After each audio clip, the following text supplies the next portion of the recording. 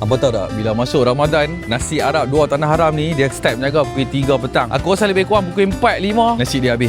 So hari ni kita main awal. Tahu ni geng, nasi kapsah pula. Sekali apa tengok tempat ni kan, nampak duk rasa macam dekat ladang kurma. Padahal kelapa sawit. Yang ni kira power in nampak main terus lah. Kalau kata pada Roger awal ni, nampak main ambil kat sini terus lah. Okey, yang ni kira ambil terus balik lah, senang. Ayam sekok harga 39. Yang ni kira 4-5 orang yang boleh makan. Bismillahirrahmanirrahim. Nah, tu dia. Padu ke tak padu geng? Okey, kira untuk set kambing ni dia kira lebih kurang macam ni lah.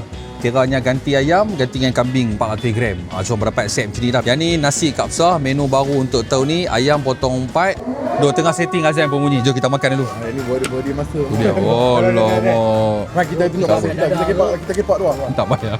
Kami pun. Tengok. Bawang 5. Tak, apa lima. Dia main kapsah dia. Rasa rempah lah. Kambing lembut ni ayam. Yang ni kambing grill. Pasal nak kambing grill. Yang ni kambing yang mesra suk lah. Pasal nak. Okey. Jangan lupa singgah dekat Nasi Arab 2 Tanah Haram sepanjang bulan Ramadan. Ciao geng. Boleh lain, boleh kan? Tak lebih kan? Macam ni. Surrender dah.